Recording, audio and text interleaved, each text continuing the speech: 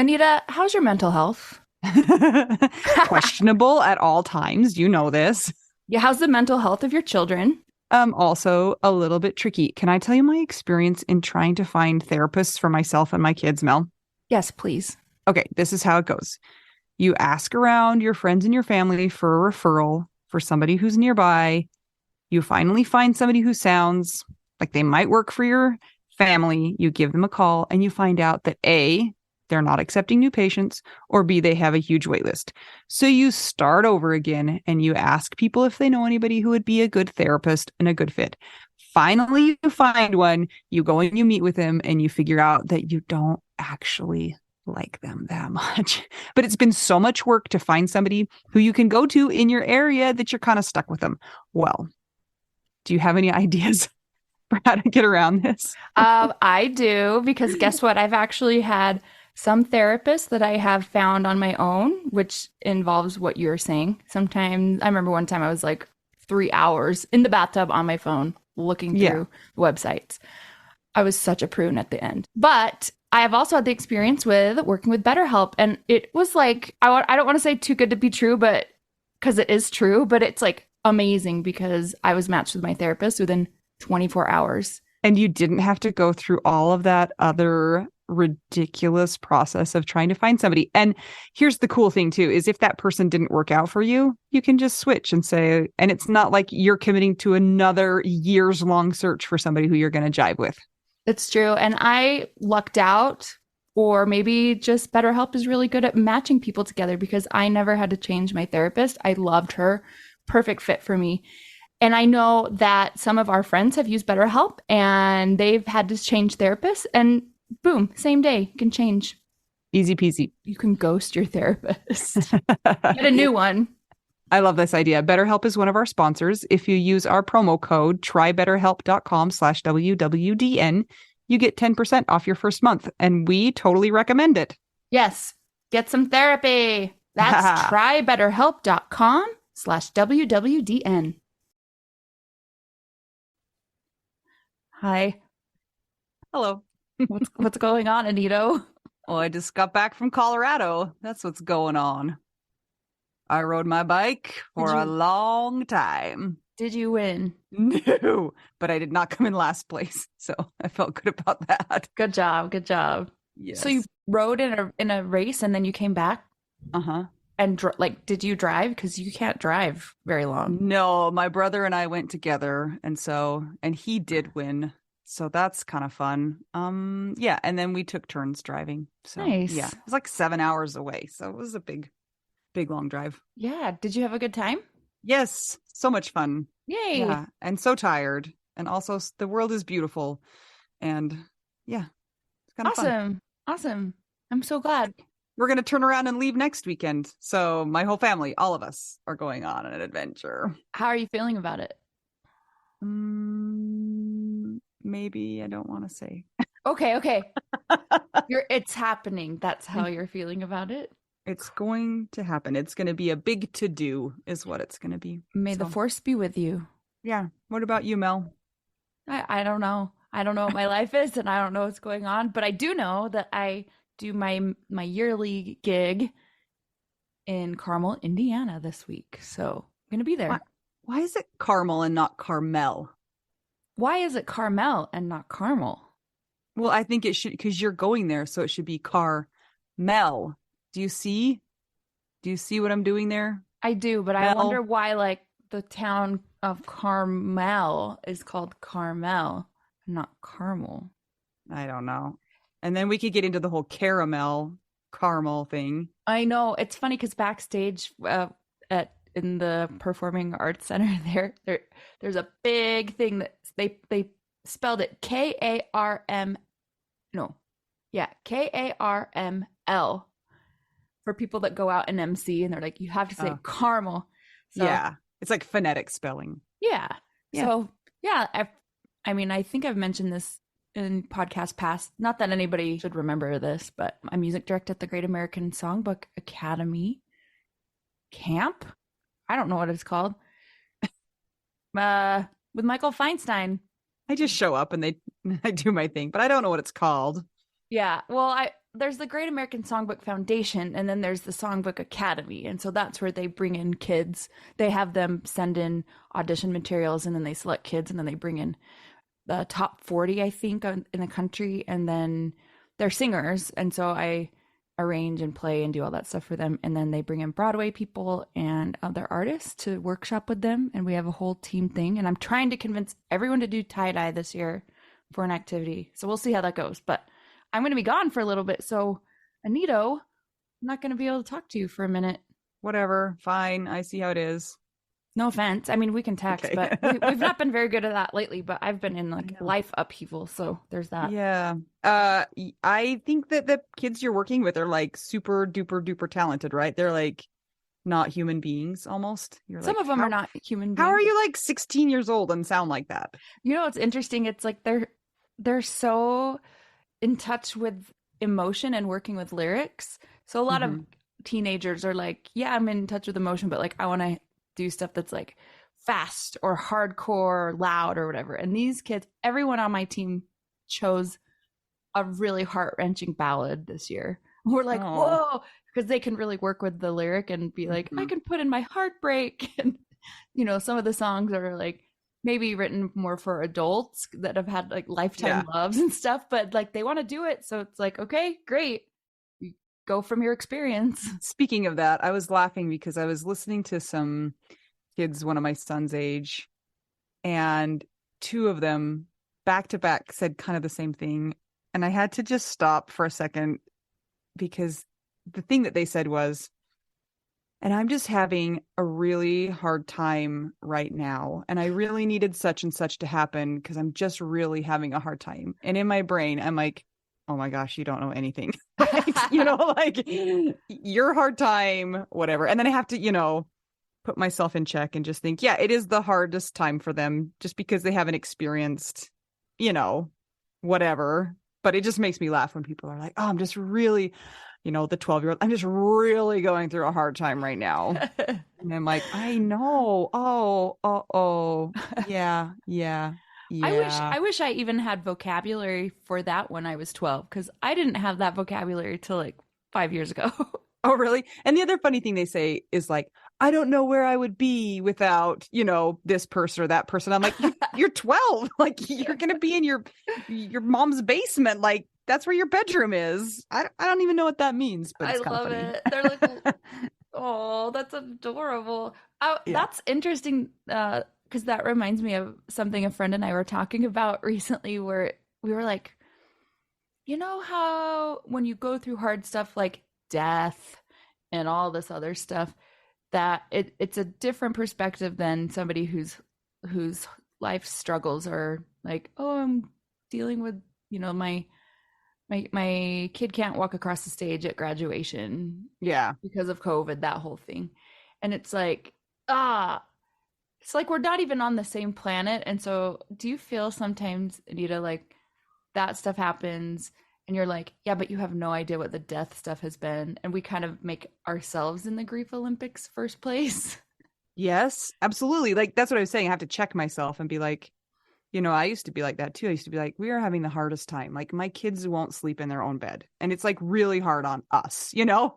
And I look back and I'm like, okay, that was fine. But at the moment, it was really hard. And for everybody, you know, whatever their heart is, it's their hardest hard. So even though you want to be like, oh, you puny, you know, you peon of hardship, it's not that bad, but it is. So it is. Yeah. Everybody's experiences is like relative to their life, I guess. But it's so funny to look back and I'm like, man, I wish that I was that, not naive. That's kind of a negative word, but like, but you know what I'm saying? I wish I had a better word, and I don't, because my brain's broken. Yeah. I believe it's pronounced caramel. Karml. I just called you Indy. Whoever you are. Oh. My brain is also broken, apparently. We also had Facebook hangouts this weekend. Did we? Yes. Thank you to the people who rescued us, because I completely forgot and was on my mountain bike, and Mel was somewhere doing something. I don't know, but I'm in survival mode, trying to remember how to live and be safe in wherever I am. Thank you. Hopefully those went well.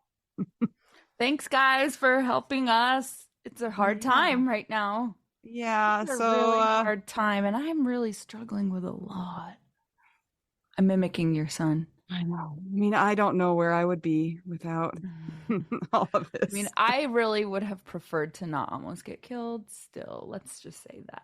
So, yeah, I mean, I think I do have legit life stress. I think you could say that. And I think the 12-year-olds could say that too, but probably it's not the same. So, no. So the next couple weeks, we are not going to be with you live because Mel is going to be eyeball deep in Caramel. Yum. No, I was first thinking yum, but then I was thinking that sounds dangerous. So I would be okay dying by caramel. Like, that's a great way to go. I feel like that would be really on brand for me too. Okay, I'll put it in your obituary if you die of caramel. Mel Shore died of caramel. Nothing else. That's all that is going to be in there. Yeah. So we're going to upload a couple of previously released episodes that we think will be beneficial to you. So, and if you use the podcast for some help and some upliftment, is that a word? Upliftment? Definitely. I made it up. And encouragement. You're going to have an episode. What is it going to be? We don't know. You know what though, Anita? What? This week's episode is so amazing. Yay. I know we say that all the time, but Nancy Saltzman, come on. You guys are going to love her so much. Again, like sitting in the interview and then editing, I'm just like, I love her so much. What a good human. And she's been through so much. Like, definitely way too much. And she wins the grief Olympics. Yeah. She will not die by caramel, but she might die of being too awesome for handling her life shit show. Oh, Nancy. Yeah, I love her too. She's like one of those amazing human beings. So, yeah. Like, cool. You know, those people that you talk to and you can feel how good their soul is? That's Nancy. You know, the other thing about Nancy that's really cool is when she talks to you, she makes you feel like you're the awesome one. You know what I'm saying? Like, you're thinking, this person is so amazing. And she is like making us feel like we're amazing. And it's always fun to be around somebody like that, where you're like, no, you're the awesome one. But she really is the awesome one. I know. I can't say that I'm doing very awesome right now, but I appreciate people like Nancy in the world. So thank you, Nancy. Yeah. Okay. Well, good luck with Carmel. Thanks. And yeah.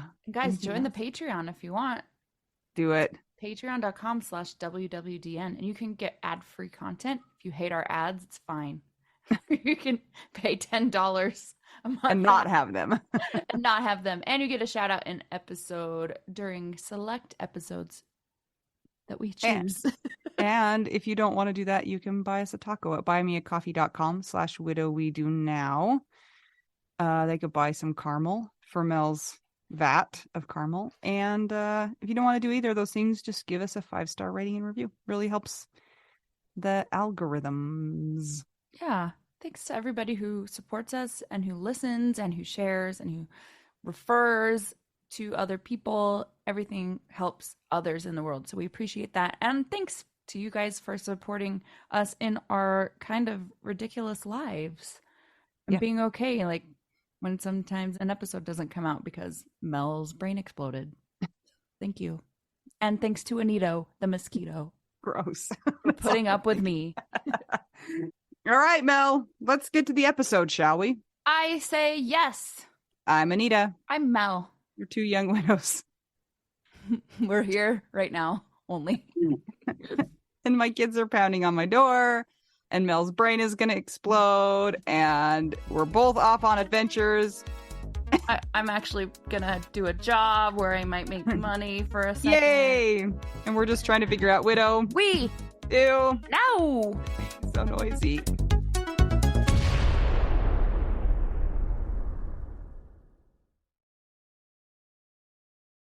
Clap on, clap off, clap on, clap on. What is it? The clapper. No clapper. I wanted one so bad in the 80s. My grandma had one for her Christmas tree, and all of her grandkids were always like,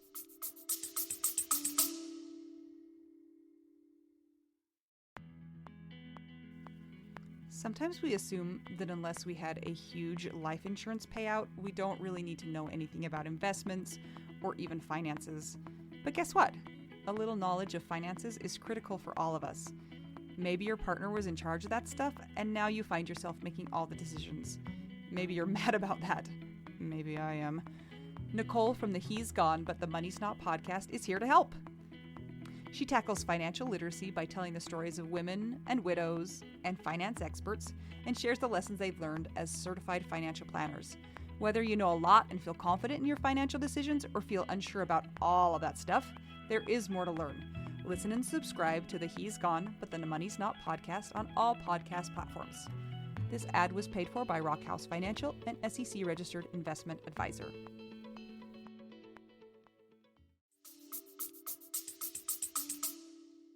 Oh, It didn't last very long. did she also have an acorn stair lift? No, but she had a blue Christmas tree. Ooh. It was so fancy. Hi, we have a guest. Should we talk to her or just talk about the clapper? Well, I want to know if she's ever had a clapper. Have you had a clapper? No, but I know what it is. Maybe from TV or the Mhm. ads they used to have on TV before you were born.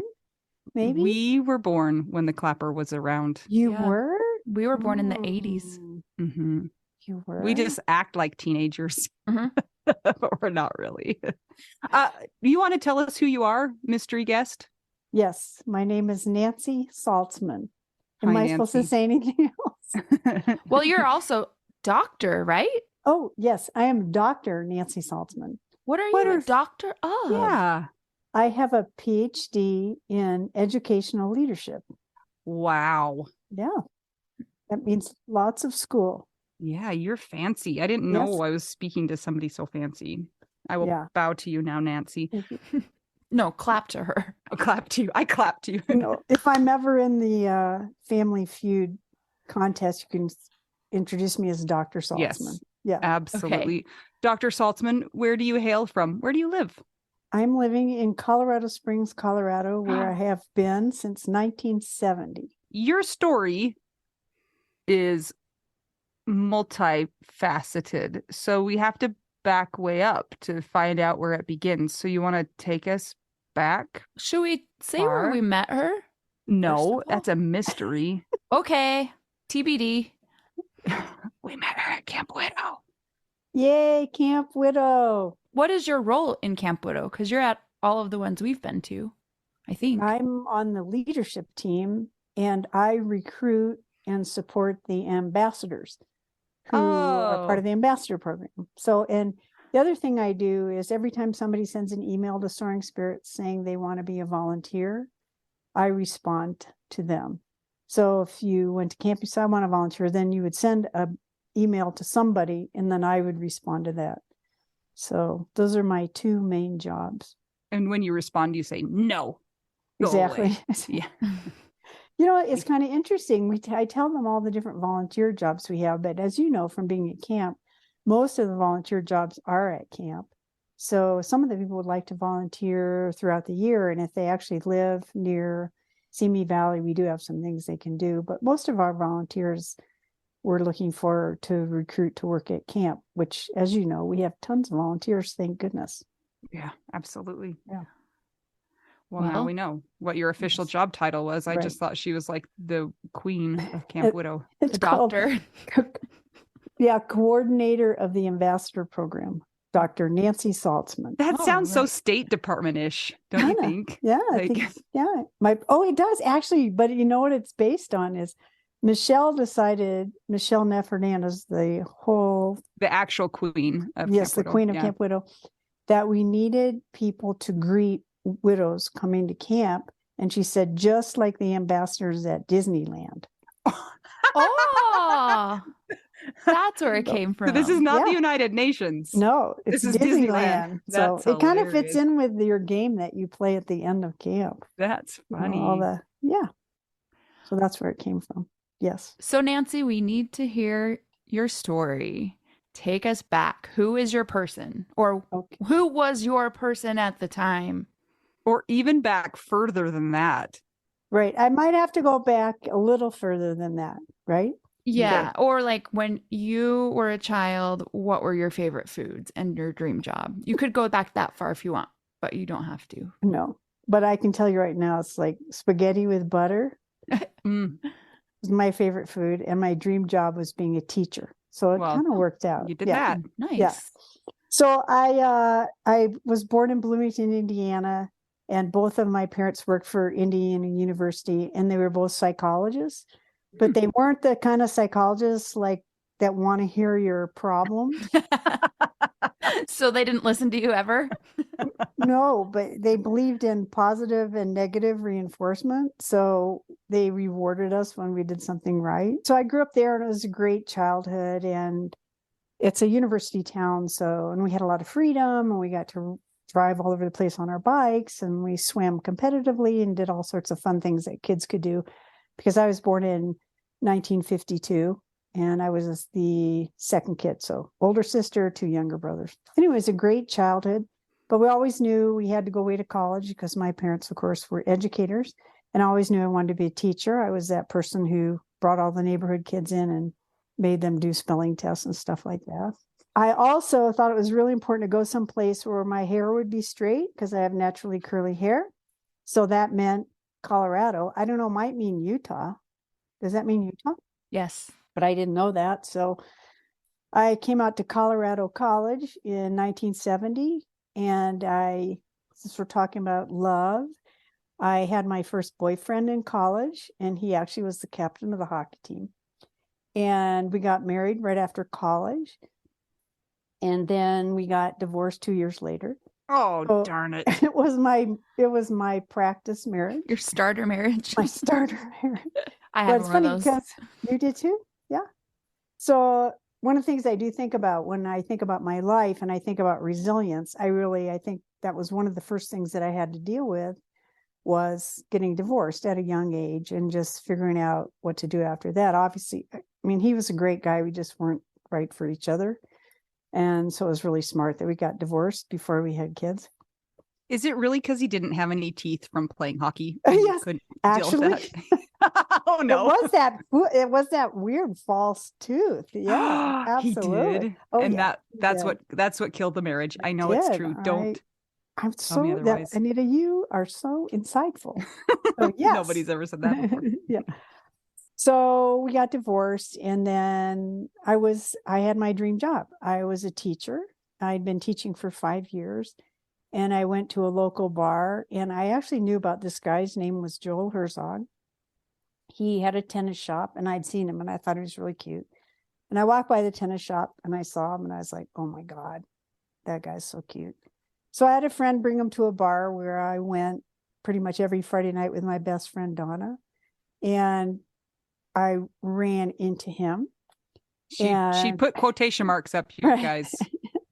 So I walked up to him and I said, hi, I'm Nancy. And he said, hi, I'm Joel. What do you do? And I'm like, oh God, or whatever. So we fell madly in love. And this was in 1979. And we were just like, oh my gosh, this is the best ever. But I was leaving in 6 weeks to go to the University of Virginia to get my doctorate.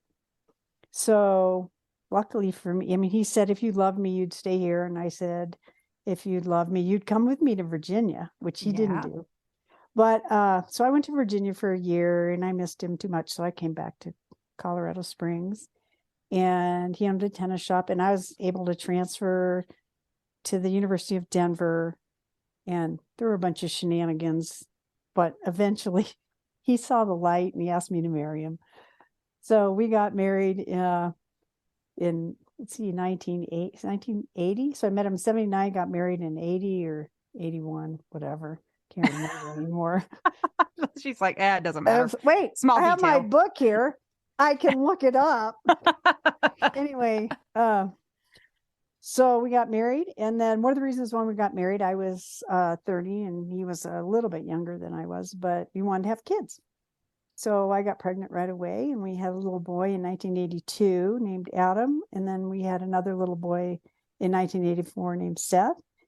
And I was now an assistant principal. I had some other jobs as assistant director of special education, but then I was assistant principal at a middle school and having babies and finishing my doctorate. And so let's see, I finished my doctorate in 1985. I was working on my doctorate and having babies and having a job that I loved.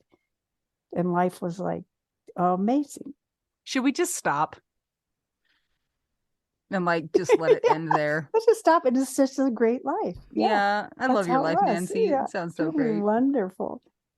It's So things were just going along great, and I got a job. Actually, I was, like I said, I was an assistant principal, and at the very end of the year in 1990, I felt a weird lump under my arm, and even though it was that long ago, I knew that was bad. So I ended up going to the doctor, and he said, I think this is an infected sweat gland. And my husband said, how could it be an infected sweat gland? Because you never do anything. But we found out that because they were looking at that, I actually had the first stages of breast cancer.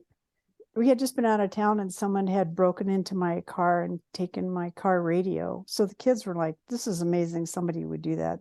So that night, that's all they were talking about. But I knew I had to tell them about the fact that I had breast cancer.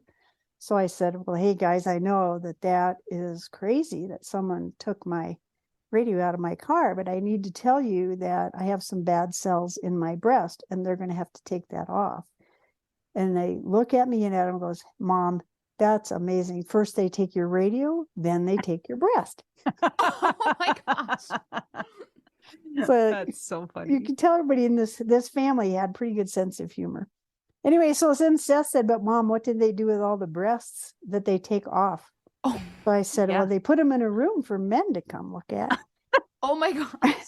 And then if I'd been more enlightened, I would have said, and some women. But anyway, so that was in 1990 and I was really young, so I was like 38. And so I had a mastectomy and they said everything should be fine because it was the early stages. And so that was the end of 19. Oh, and then a job came open to be a principal in October of that year because the principal had had a nervous breakdown. So naturally, I applied for the job and I was the fourth principal in 5 years. So that was kind of cool.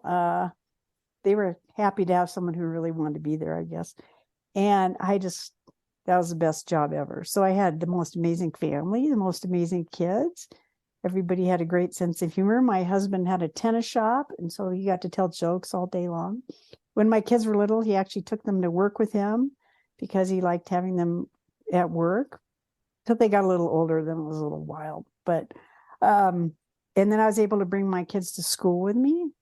So they were at school with me where I was principal, which was really cool. So that was all happening about 1990. And then 1992, at the end of the school year, I had a mastectomy. And so the only thing on the right side of my chest was just flat, nothing, no nipple, nothing, just flat, big scar. I looked in, there's a little lump there. No. Oh, yeah. So I went to the doctor and the doctor, he just numbed it and he took it out and he said, that's cancer. So I had cancer, which was really weird. On the same side, I'd had a mastectomy. So at that time, they said that it's probably malignancy and we need to treat it that way. So luckily my cancer comes like at the end of the school year. So it was the end of the school year. And I got to start chemo and then I had radiation. Then at Thanksgiving, I had a hysterectomy and I was still working the whole time. Because my kids, I thought it was really important for me to model for the kids that I believed I was going to be okay. And I didn't want them to have to worry about me. And I was still working as a principal, so I just wore wigs all the time. So the kids at school wouldn't know what was going on.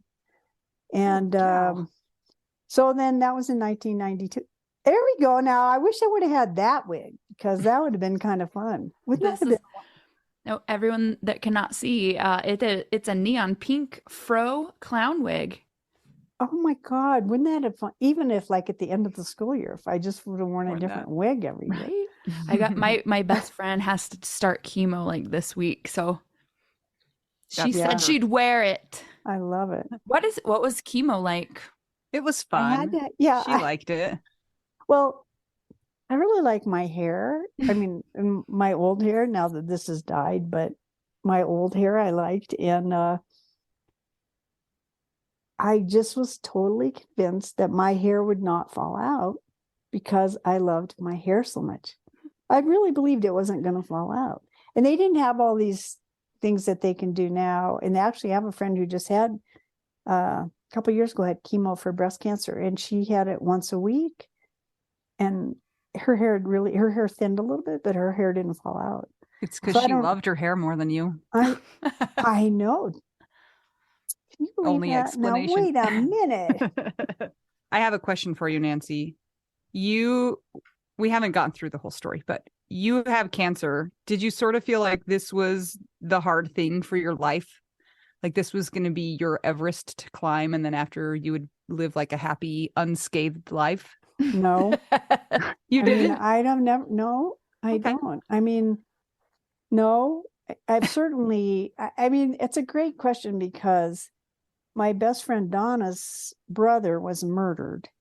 Ooh. And it happened right around the same time that I was diagnosed with breast cancer. And I remember her saying, this is the worst, this is the worst thing that's ever going to happen to us. And I just don't remember ever believing that because I'd already had some other things happen. Like my dad had been diagnosed with prostate cancer and, other bad things had happened. And I kind of already had the idea that just because a bad thing happens to you doesn't mean there aren't going to be other bad things that happen to you. Interesting. I don't know. It's very mature, and it's also kind of a ripoff too. Like you should only have one thing, right? I think we all know now, if we didn't before, that it doesn't really work that way. I mean, I wish it worked that way. Yeah. When people have said that to me, I'll be like, please don't say that because it could be a jinx. So 1990, 1992, I had the cancer and I just kept working the whole time because that was really what was good for me to do. It's amazing. And I also, it's just good for my kids to see me working. And I had an incredibly supportive husband. Joel was amazing. And I think we both wanted to believe that I wouldn't die, even though I will say the second time I got the cancer, I did think this is more serious and maybe it could kill me. I think the first time I had it, they took my breast off and I thought, well, they just got it all. So I'm probably going to be okay. But things pretty much went on. It was great because Joel had a tennis shop and the boys played tennis and they played hockey and we did, all these things that you're doing with your kids. And it was just, I loved my job. I loved the people I worked with. And it was just really pretty amazing life. So I guess maybe that, now that I think about it, because maybe I did think, we've dodged the bullet twice, so it's not going to come get us again. Although we made sure we had life insurance and stuff like that. So good. That was good. And so I just kept working and doing fun stuff. And then in 1995, my husband loved going to tennis tournaments. And he said, the boys and I are going to go to a tennis tournament in Las Vegas. And I have a friend who has a small plane and he's going to fly us to Las Vegas. And we're going to have a boys' weekend. It's going to be great. And is that okay? And I said, sure, that's fine. And then I realized it was going to be on Seth's birthday. So September 23rd in 1995. So I said, well, I have to go because it's Seth's birthday. So I talked to the pilot and he said, well, there are 4 seats and we already have 5 people going because his wife was going. And Seth was going to sit on Joel's lap. And so he said, no, you can't. So I just made reservation. Right. No, too bad. You can't go. So I made reservations to go on a commercial flight. And so they actually were supposed to go on a Thursday and it was raining, so they didn't go. And then they went Friday morning and they flew to Vegas. And then I flew to Vegas that night and got there. And, they came and got me at the airport, or I can't remember. We didn't have Uber then. So I probably took a cab and went to the hotel and had a wonderful weekend. One of those weekends that just like, it couldn't have been any better. So we had a blast, and they went to the tennis. Well, Joel and Adam went to the tennis on Saturday, and Seth and I hung out at the pool. And then when the tennis was over, Andre Agassi came walking by, and they got Andre Agassi's signature, and they got a bunch of other tennis players. Oh, I think Pete Sampras. Wow. So they were just thrilled, and we had a blast that night. We had Seth's birthday party. And then the next day, they went back to the tennis, and I went to the airport and flew home. And it was a rainstorm, so I wasn't sure they were going to get home. But I had a message on my recorder at 3:30, and Joel said, "We'll see you about 7:00 tonight." So I went to work actually, and then I came home because I wasn't hearing anything from them. We didn't have cell phones or anything, so I thought maybe they were home. So I went home, and the house was dark. There was nobody there, and then things just spiraled terribly from there. I got a call at 10:00 from a guy from emergency services. He told me they had some planes down, but they didn't know where my husband's plane was. They And had some planes down? Like Yeah, multiple? three. They had 3 planes down that day. So they didn't know, was my husband's plane one of them? Yeah, so they just said, it was actually, the guy was great. And you guys have dealt with this. He said, "Are you very religious?" And I said, "No, why?" He said, "I don't want you sitting by yourself." And I said again, "Do you know something?" And he said, "I really don't know anything, but I just don't want you by yourself." So I did call my best friend, and she came over. And by now it's like 10:00 at night. And he had told me he was going to call me back at midnight because they were using the satellites to find the locators on the planes. And he called me back a little after midnight, and he said, "I'm sorry to tell you, but there were no survivors." So that's kind of what I did, was collapsed on the floor. Because that's not Cried. just your husband, that's your No, it's my entire kids. family. Your whole family died. Right. My whole family died. in Can this we go back stupid and airplane. pretend that didn't happen? You know how many times I've said I wish I was Lois Lane? Because in Superman, she takes the globe and she spins it back, Yeah. and oh no, Superman, I've got it backwards. Superman does the Earth backwards, and Lois Lane is alive again. So that's what I've thought about a lot, is wouldn't that be great if we could all just keep spinning the globe back to before this happened? Yeah. So of course, immediately I realized all these kids it was a Sunday night, so all the kids from school were going to be going to school the next morning. So I called my boss, and you guys will appreciate this too. I called him and I said, "This is Nancy, and I need to tell you that Joel, Adam, and Seth died in a small airplane crash." And he says, it was 1:30 in the morning. He says, "You're kidding." Yep. Right? Like our reaction, "You're kidding." Were you in like shock mode, or when did the emotions hit you? I was definitely in shock. In fact, I have 2 friends who showed up at 5:30 in the morning, and one's a social worker and one's a psychologist. And I opened the door, and I look at them, and I looked at Larry, the guy, and I go, "Larry, am I in shock?" He goes, "Yes, you are." I mean, I knew it had happened, right? But to try to process that even now, when you think about it, it's so, it's unbelievable. It's overwhelming. It's true, but So they had 3 plane crashes. Did they crash into each other? no. There was just one in 3 separate Wyoming, right, incidences. and 2 in Colorado, right? No, because their plane actually was really bad weather.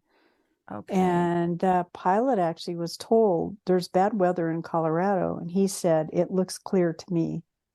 And he went ahead. And, of course, since that time, I know most small airplane crashes are pilot error.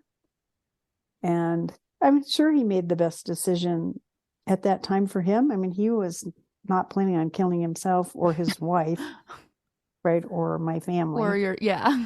So, yeah, I'm pretty sure he just decided I've seen the reports and all that stuff, but I just think he was making the best decision, and it wasn't. So they flew actually into an ice storm about 50 miles south of Colorado Springs, and it was, it was 7 at night, and so it was dark. I'm sure he was totally disoriented. He was using a visual flight plan, so he didn't, at least that's what we think. So I think he was just totally disoriented. And what I think is that Seth was sitting on Joel's lap.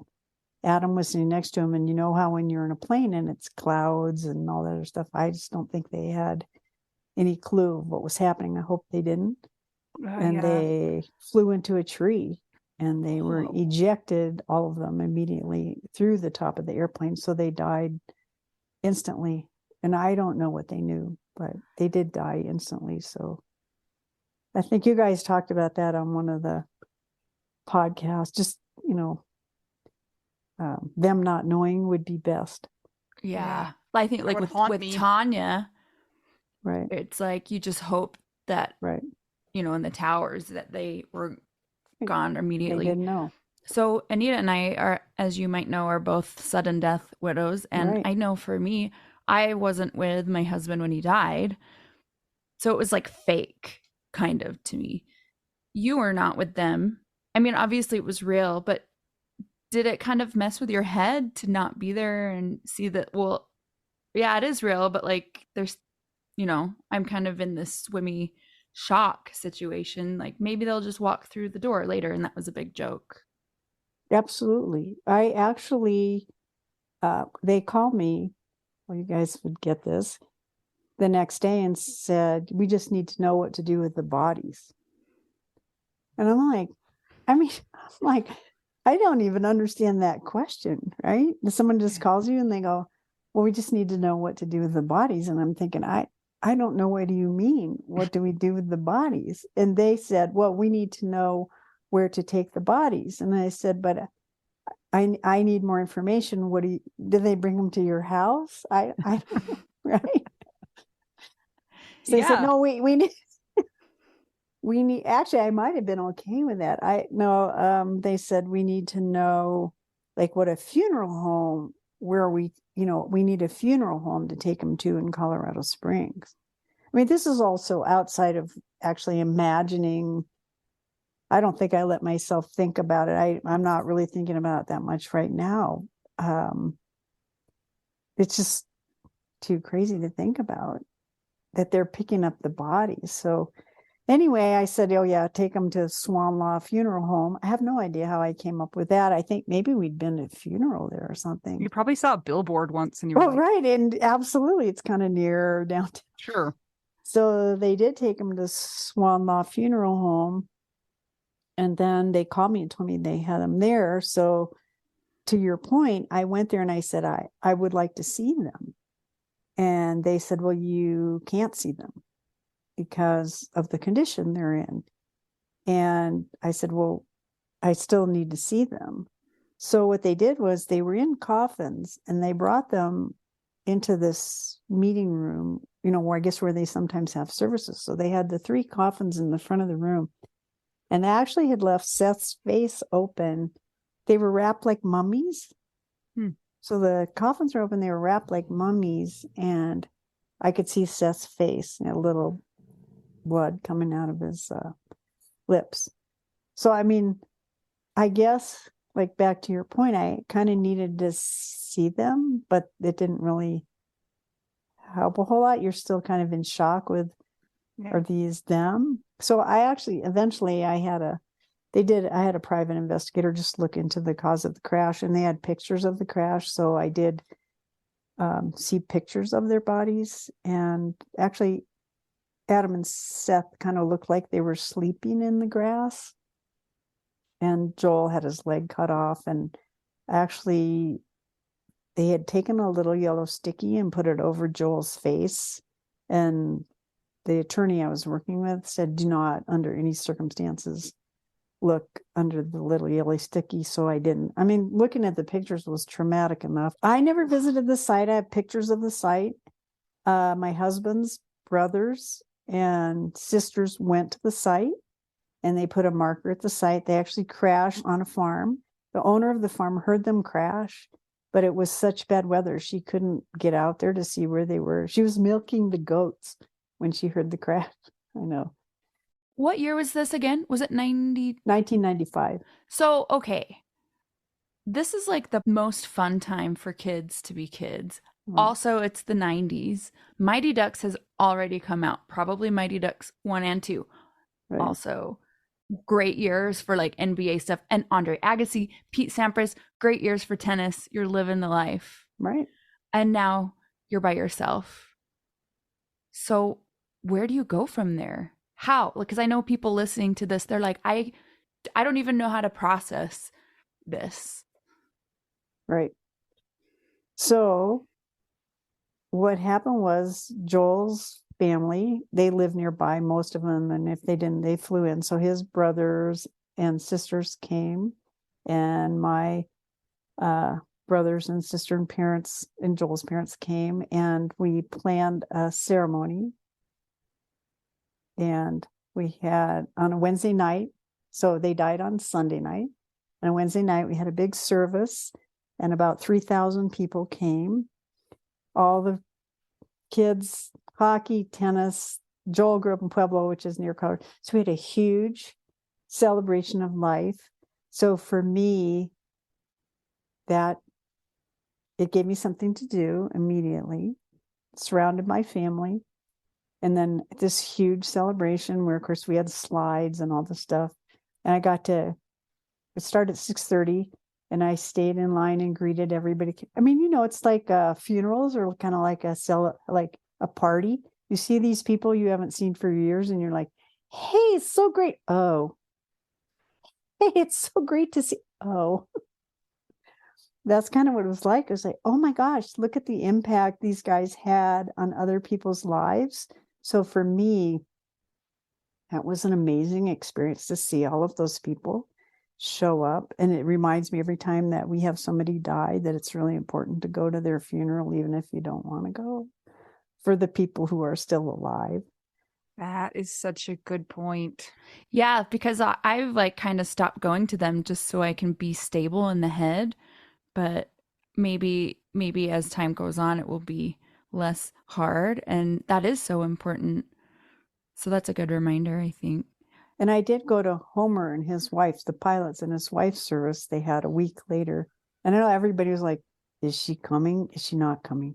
Is she coming? Is she not coming? And then everybody in my family left, and it was the weekend.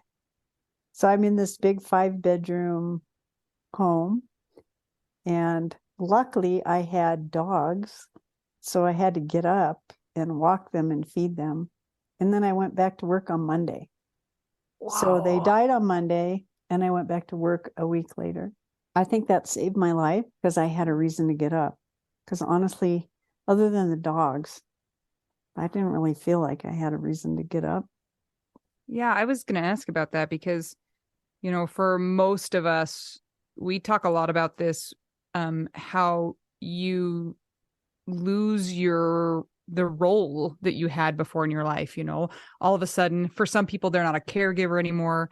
For some people, well, any person who loses their partner, they're not a partner anymore to that person. But you like wiped out 2 of the biggest roles in your life. All of a sudden, you're not a mom. All of a sudden, you're not a wife. And then your other role is to, be an educator or be a principal. It's like 2/3 of your entire existence has just been snapped out of existence. Right. How do you come back from that? I mean, it's just like I have a hard time even wrapping my brain around the idea of losing that much of you in 1 second. Well, I think you guys are intimately familiar with it because you went through the same thing. And I mean, yes, losing your children is horrific, but losing your best friend who you would talk to about losing your children, because you guys know that the person you want to talk to the most about all the bad stuff that's happening to you is not there. But I was totally focused on having a purpose and making a difference. And another part of it that really motivated me to go back to work was my sons went to my school. So everybody at school knew Adam and Seth, and they knew Joel because he was a character. He would come to school. He didn't have to be at work until 9 or 10. So he'd mess around with them on the playground. So they knew, everybody at school knew them. And my teachers all went to work on Monday. They died on Sunday. All my teachers went to work on Monday. They didn't take the week that I took. They all went to work on Monday. Nobody took any days off. And they had to be there to talk to all these kids. You know, some kids were like, okay, whatever. And some kids were totally traumatized. So, and of course, the adults were dealing with this huge loss themselves. So I really felt like I needed to go be there for them, to support them. Although I know they were kind of horrified when they thought I was coming back because, you know, nobody knows how to talk to us, right? Hi, Nancy. Sorry your family died. Here's a donut. And actually, that's a great point too, because the PTO, right? They had to have to do something. So here I am living in my home by myself, and they were bringing me those huge pans of lasagna. And I finally did say to the woman in charge of the PTO, you know, I don't want you to bring me any more food, and I can't eat it.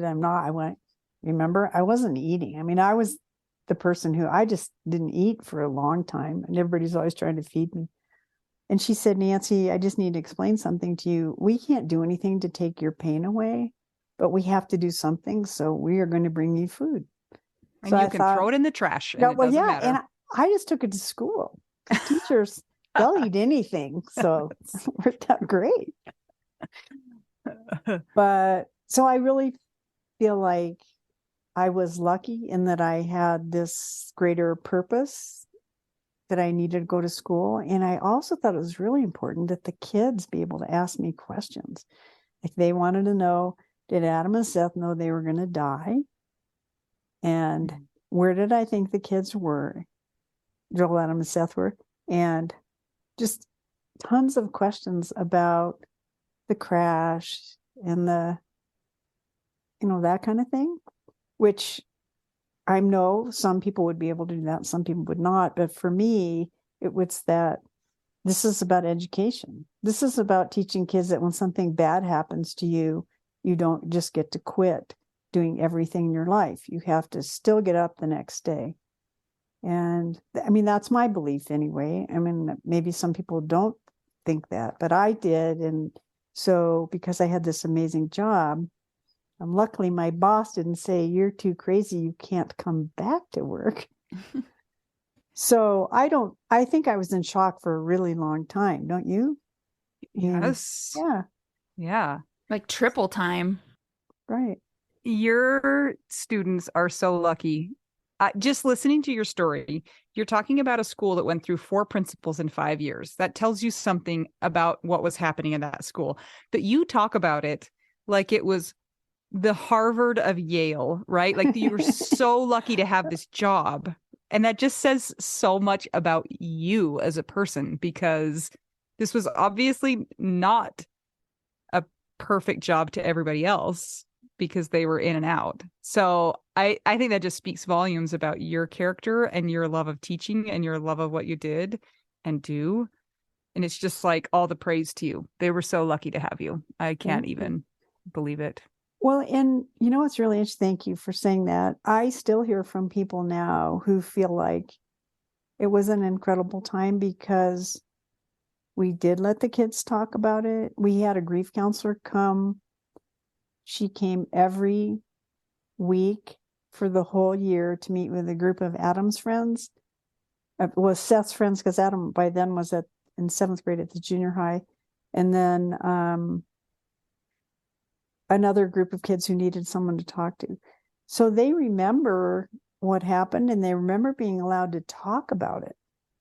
Because, so much with grief, we try to pretend like if we don't talk about it, it won't be happening, or somehow it will make it better. And we didn't make people talk about it. And we certainly were really, if you were kindergarten and you didn't want to talk about it, Or if you didn't really know my family, we didn't make you talk about it. We tried to be really sensitive to everybody and meet them where they were. So no, I feel really good about how we handled it and how sensitive we were. And I know because Adam would be 40 and Seth would be 38 now.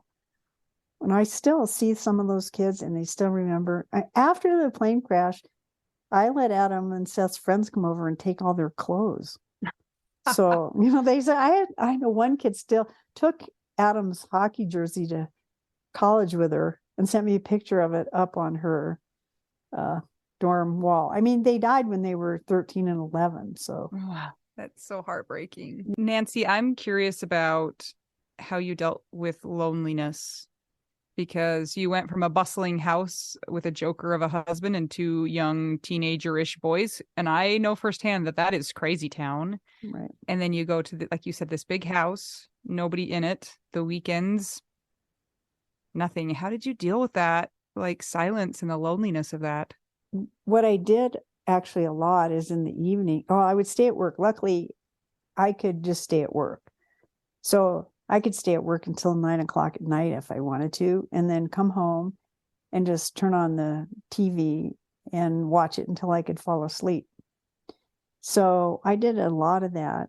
And on the other thing is Barnes and Noble stayed open till 11 and Target stayed open till 10.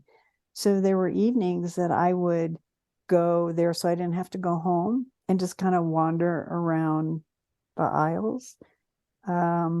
And wander around at Barnes and Noble and then come home. And there was this horrible show on HBO. We didn't have all the shows that they have now at HBO. It was called Oz, and it was about men in prison. It was on Sunday nights. Show. On Sunday nights. And I watched that, which is crazy because if I even think about it now, it scares the crap out of me. I can't believe I watched it. And actually, do you guys know who Howard Stern is? Yeah. Okay, so he's this crazy radio. Then he was crazy radio, and he had a TV show. It was the only thing that was on like at midnight. So I would watch some of that. So I watched really bad TV. Weekends, were really hard. So I did different things. I would leave. I'm very close to one of my brothers. And I went and visited him in LA. And I took a motorcycle riding course on the weekend. I just made up stuff to do. And then I always had work as a backup. So I could always just go to school and hang out in my office at school. So I didn't have to go home. And I could take the dogs to school with me. So I didn't have to, they weren't alone all the time. I didn't have very many single friends. And our friend structure actually was hockey and tennis, which I didn't want to do anymore. Yeah. So I lost the whole, and not to their fault, but I didn't want to hang out with the hockey moms and dads, and I didn't want to go to tennis matches. This is a sensitive question, and you can not answer it if you don't want to, but did you ever think that it would just be easier for you to exit life and not to be on the planet anymore?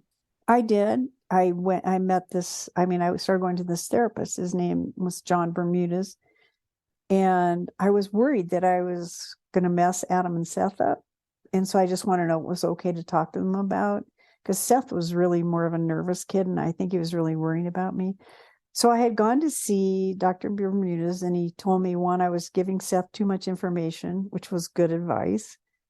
So when he asked me if I was going to die, I just learned to say, Seth, I love you, and I'm always going to love you, instead of going into, no, I'm not, or yes, I am, or whatever. And he told me Adam was doing fine. So that relieved me. But I got to know him. I went to see him 8 times. So I had a relationship with him in the early 90s. And then they died in 95.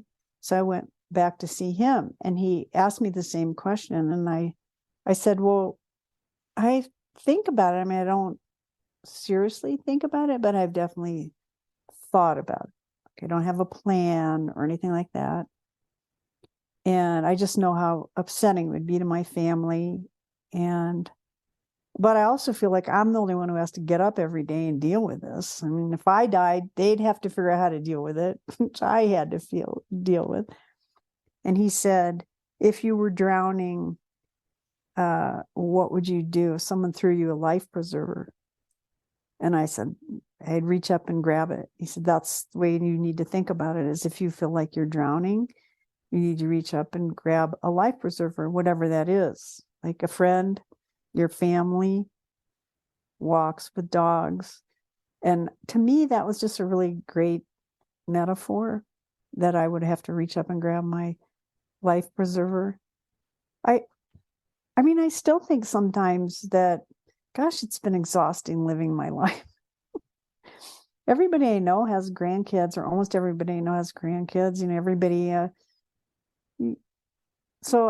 It's a huge hole in my life even now. And sometimes I just get tired and think, might be easier to not be trying to figure all of this out.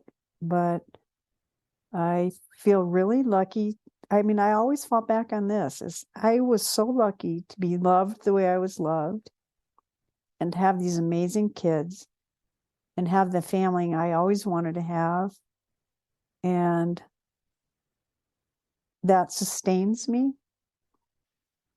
It doesn't necessarily meet all my needs, but it sustains me. Nancy, you've been through a lot, and also really in your story, we've mostly got into the mid-90s, right? But you've also written a book, and it's called Radical Survivor. Tell us about that. So the book's a memoir. So it tells my story, obviously in greater detail. And the whole point of writing it, well, there were probably three main points on writing it. Is one, I was trying to figure out how come I did survive.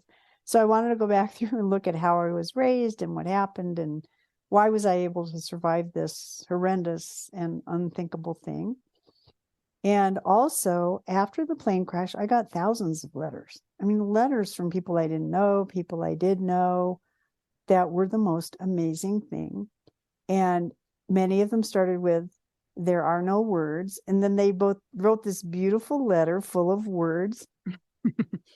And I thought, I would love to have my book have some of their letters in it, so that when you go to write a letter, which is really hard, you can open my book and you can find a letter that's similar, and you can kind of copy it and make your own letter. Because those letters are so important and they're so beautiful. And so I wanted to share the letters with everybody else. And then, of course, I wanted to share my family for people who never met them, and how wonderful they were, and how lucky I was, and how grateful I am that I had them. And one of the reasons why I could keep going is because I had so much love in my life, and I wanted to have more love in my life, and I wanted to meet somebody again. And that gave me something to look forward to. So all those reasons I wanted to write the book, and why it's really good. I've heard if you pick it up, you cannot put it down. Aw. So I think it was the first time that I actually talked to you at one of the Camp Widows, and everybody that hasn't been there before, you have a badge, and then it has how long you've been widowed. And I thought that Nancy had been widowed 3 times, because it said 10 year, 10 year, 10 year. And so I was like, have you really been widowed 3 times? Are you okay? And she's like, no, it was 30 years. But so that was kind of maybe funny, not funny, but also funny. Right. But you have found love again, correct? Yes. And will you tell us about that? I will. So, like I said, I was young. I was my early 40s, and I wanted to fall in love again. So we didn't really have online dating. So I told all the moms at my school that if they knew somebody single, to give me their name, and I would call them and ask them to go. I feel like that was dangerous. Well, it was a high socioeconomic area, so I figured. I was just thinking, like, you are inviting meddling. Like, you went out and said, "Come meddle in my romance life." They were meddling anyways. This way I gave them permission. I see. And they did give me some names, and I did call those people, and I did go out with them. And I had to learn to say, it was really nice meeting you, but I don't want to go out with you, which was not really, I had to learn a bunch of dating skills. So that was good. And then I met a guy at a country western bar, and I dated him for 2 years. And he was 10 years younger than I was. And he wanted to have kids, and I'd had a hysterectomy because of the breast cancer. So I knew that wasn't going to work out. And he really did want to have kids. And he was a great guy, and he was just very different than I was. Like, I learned how to fish and stuff like that I never would do. So we broke up. And then I met another guy through a parent at my school. She set me up with him. And he was a really nice guy too, but he was divorced and he had 2 kids, and it was very complicated, and I just knew it wasn't going to work. Oh, and he was really religious. So he was praying for me every day because, because obviously I was making some sins or something. Sinner, Nancy I was the sinner. sinning. I was sinning with him, by the way, but whatever. But he was not praying for himself. He was only praying for you. I don't know. I actually think he was praying for both of us. So anyway, but he was a really nice guy, but I knew that wasn't going to work out. So I broke up with him. And then I was teaching a class. So this is 8 years after Joel had died. I was teaching a class for people who wanted to be principals. And a woman in the class said, I think you should meet my neighbor because he's a tall, dark, and handsome widower. And then she adds, when I first met him, I thought he was an arrogant. Do I need to clean this up? Oh, you'll clean it. Nope. I thought he was an arrogant asshole. Really selling it there. So then she says, but I went to his wife's memorial service and he spoke, and I think he's really a nice guy. So she set us up. And so I met Greg Roman in, 2003. And I always like to add this, I met him 3 months after his wife died. Whoa. And of course, everybody said, you can imagine what they said. It's too soon. How do you know? It's just too soon for him, and you need to be really careful. And I remember saying, he was so lucky to meet me, to go through all this stuff with somebody who understood it. And I also thought, well, if it doesn't work out, I have already dated a couple of guys and it didn't work out, and I knew how to end things, and we'll just see how it goes. So we dated for 11 years, and then we got engaged and we got married in 2014. So we've now been married for almost 10 years, right? Wow. 2014. Yeah. And he was married young. He was married and divorced. So he has a son from his first marriage. And then he was married and widowed, same as me, married and divorced, married and widowed. And now we're married to each other. And he had a son who was 9 when I met him. And his son was living with Greg's mom, although he saw Greg on weekends and stuff like that. And then that's another whole thing, which you guys have talked about on your podcast, is blending families. And I think it was very complicated for me because Jordan's not my son. He came to live with us as a freshman in high school and lived with us for high school because there's a really good high school near where we live. And that was very hard for me for all the regular reasons. Teenager, doing a lot of things, getting in trouble, his dad excusing his behavior, his mom, who was alive, excusing his behavior, me not feeling like they were doing the right thing and having to not really say anything. He is a wonderful kid. He's turning 30 this month. So, and I love him dearly, but that was one of our big challenges. I have a question kind of along, like it popped up in my head when you were talking about, having a blended family, but you have kind of these 2 different kinds of grief. You have the grief of the life that you lived with Joel and not having that anymore. And then you have the grief of the life that you did not get to live with your sons. Right. How do those compare to each other? Was it all just like a big soup of horribleness, or is there a difference in that type of grief? I've thought about this because they are all different. And as much as I was grieving all 3 of them at the same time, I had to kind of think about it one at a time. So missing Joel for all the reasons that you're missing your spouse. your best friend, the person who has your history, who knows stories nobody else knows.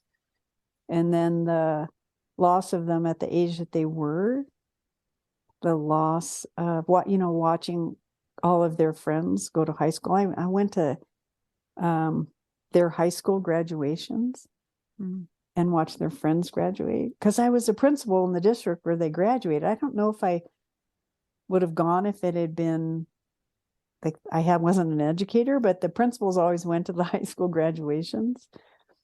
So it's kind of like an out of body experience where you experience it as just a person observing, and then the person who's actually having all the feelings, and then also being a master at compartmentalizing and not thinking about the feelings. So I think it's just complicated. It's interesting because your story, you started out in like Anita's realm, and then everybody died, and then you're in my realm, even though I haven't had kids, but then you find yourself and you're just you.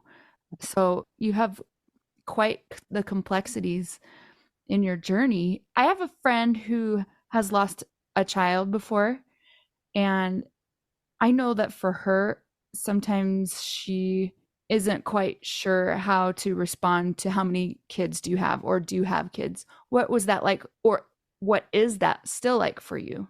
That's such an interesting question. And I think people who have had children die are kind of dealing with it all the time and deal with it differently. Whenever anybody asks me if I have children, I tell them that I had 2 children die in an airplane crash. I've never answered by saying no. I just have never been comfortable doing that. And I filled out a health form yesterday where it says, how many children do you have? And I always write out 2 deceased. I mean, I'm not okay with just saying, no, I don't. And that's just me. And I know I asked a friend of mine about it because she said she answers it differently. And she said that she answers it differently because she doesn't want to tell her story. And I feel the opposite. I do want people to know that these people existed and that they are no longer here. And that's just how I feel about it. And if they're uncomfortable, I was going to say, I'm sorry. I mean, sorry is probably not right. I'm not comfortable to say that I don't have any children. So I'm just going to have to answer it that way. Well, they're not erased. Like they have died, but they existed. Right. And there are stories of them in your book, and you help people in the widowed community, and I'm sure in regular people community. And so that helps them live on as well, which I think sometimes we think, well, if they're not here physically living, walking around, then, they don't exist. But in a way, they're living on. Yeah. And you guys, I'm imagine you've had this happen, but I've had people say to me, oh gosh, seeing you today reminded me that I don't ever want to be you. Meaning they don't want to have something horrible happen to them, which I get. So that's okay with me, because we had this horrible thing happen, right? And if it makes other people, we can't change that, but maybe it will make them appreciate that what they do have by seeing us, which is horrible, but also, maybe it gives them a little bit of perspective, because the perspective helps me too. And I just think of all the different stories you've heard when we started like this, all the different stories you've heard. You don't want to have that. You don't want to have that. You don't want to have that. You're just going to figure out how to deal with what you have. So, hope that makes sense. If you could share some advice with somebody who is struggling right now, what would you say? I would make sure that they're surrounded by people who could be supportive of their struggles, for one. I mean, I think that's really important, to have people not try to solve everything for them, but just listen. And I think, we were just at Camp Widow, and the keynote speaker said, Kim Hamer said, you need to have people love you. I thought that was, well, the first thing she said was you need to have a Mabel or whatever it was, which was the friend who will listen to you. And then you need to let people love you.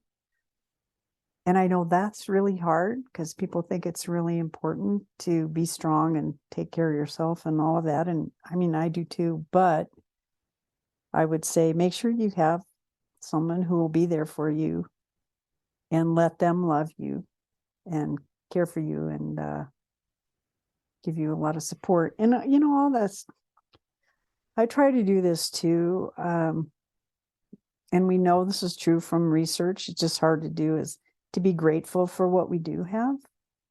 I'm very grateful for the life I have now. It doesn't take away my sadness. I still have lots of sadness. I was going to ask about that. After this many years, tell us and our listeners what that is like, because there's also a misconception that, well, time heals all wounds, so you should be like, quote, fine this many years later, but you still have grief. Talk to us about that. I am always going to have sadness because of the deep love that I had for my family and what an incredible life I had. I'm always going to miss that. I mean, I recognize, when I see little kids, I'm thinking, oh, they're so cute, like Adam and Seth. And I think, oh, well, they would be 40 and 38, which is hard to imagine, even though I do see some of their friends. But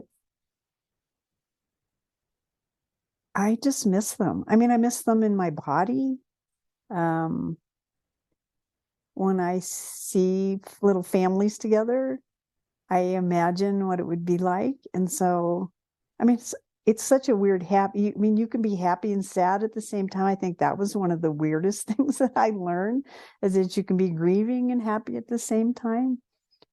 But I think I will always have incredibly deep sadness. I mean, I haven't said this, but my sister died in her sleep at age 55. And that's why, like when Anita said, did you think you would never have anything bad happen to you again? I wished nothing bad would happen to me again. But when I have friends who hang out, go on trips with their sisters, and I'm like, could I not have a sister to go on a trip with and talk about my family? And I just get sad. I mean, people ask me, were you mad? Did you get mad at Homer? Mad has never been a huge part of what's happening with me. It's been really deep sadness. Because I would like to have some of these things that other people have, that I had, that I lost. Like some people never had a sister, so maybe that's different than you have a sister and then you lose them. But I would love to talk to my sister about my family. So, yeah, I am a happy person, but I'm not the cork that floats on the top of the water who's happy all the time. And I have friends like that. In fact, my husband, Greg, is like that. But I'm not. I'm happy and I love being alive, but not the cork. Oh, Nancy, I feel just blessed to be able to spend this time with you. You have such like a deep, like calming and positive presence that it's kind of surprising to know that you've been through so much. I think I would be a gremlin. Which would be okay. I'm not sure I agree with you, but it would be okay. And also, I would like to officially offer that Mel and I will now be your children, because we're about Seth and Adam's age. Like, it will be a little bit tricky. I mean, we'll have to learn some of their quirks, but we will step in to fill that role, and you can have some of my children as your grandchildren if you would like. And we both, you and I both have dogs named Finn, so there's that. I know. And only natural. I believe that Anita and I are the same age apart that Adam and Seth were, although I am Adam's age. Yes, yeah. I'm a little bit. So if you need a pseudo fake weird family, you want to adopt us, we're available. That sounds good. I'll start saving money for college. Or what do you want? Or a new car? You need a new car? Yeah, but your grandchildren might need something. That's right. Oh, my grandchildren. I need to start their college funds. My mom can be your sister. You guys can Oh my God, that's right. Oh It's my actually God. kind of true. And Sylvia would love you. Yeah, I mean, we're very we're financially independent Ish. ish adults that are willing to be adopted. So it's like a win-win. You Yeah, don't have to pay totally. anything unless you want. I need to tell you about at Camp Widow this time. I ran into someone and she looked at me and she said, "Oh, no, we'd been talking for a while. We were just talking. She's a new camper." That's what it was. And then all of a sudden she looks at me and she goes, "Oh, you're Nancy Saltzman and I know your story and you're so normal and you're so nice." I'm like, okay. I guess she thought I was going to kind of go, Yeah, gremlin. Michelle would not let really crazy people come to camp to coordinate a program. I don't know. Maybe it's your rehabilitation program. There we go. Yeah. We have a question for you. This is very important. Are you ready? Yes. What is your favorite cheese? Oh, my favorite. I should have been prepared for this because I heard you ask somebody else this. Yeah. So I think my favorite cheese is brie.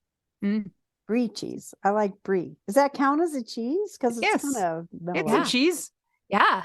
Yeah. We even count cheese products like Cheese Whiz, Easy Velveeta. Cheese, Velveeta. Oh, Velveeta's good. Yeah, Mm. my dogs love Velveeta cheese. Well, Nancy, thank you so much for joining us today. Your story is amazing. You are a light to the widowed community, and we're so thankful to have spent some time with you. Remember to check out the Patreon if you want to keep the podcast going. It's patreon.com/WWDN. If you'd like to buy us tacos, go to buymeacoffee.com/widowwedonoww. And if you don't want to do those things, give us a nice rating and review on Apple Podcasts or Spotify. Oh, and remember to check out the Widow Wives Club on Facebook. It's our private Facebook community. It's a great place to be. And our app that's free that has links to everything because we all have widow brain and can't find any of the things in any app store. Thank you for joining us today. Until we get to talk to you again, I'm Anita. I'm Mel. I'm Nancy. And we are just two young widows and one lady who was living her best life and it all got taken away, but she's a radical survivor. And we're all just trying to figure out widow We do now.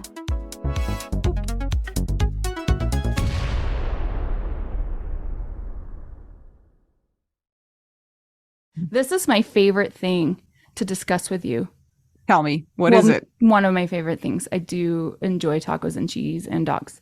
This is about how you cannot pay hundreds and hundreds of dollars for a phone plan, especially when you're a widow, your person is dead, you might have kids, you might need another option, and you just want your phone to work, you want unlimited texting and service, and you want it to be like $25 a month.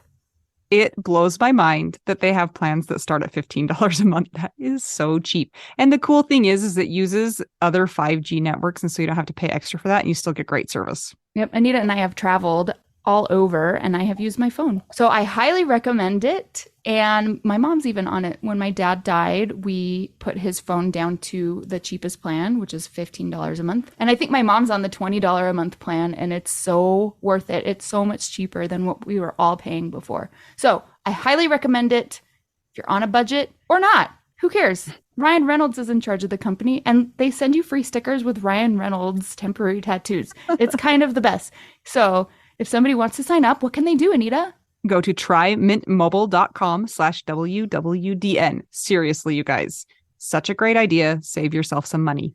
And if you're worried about losing data or having any changes with your phone, not going to happen. They walk you through it. Everything's fine. It's the easiest process of all time. Again, that's trymintmobile.com/WWDN.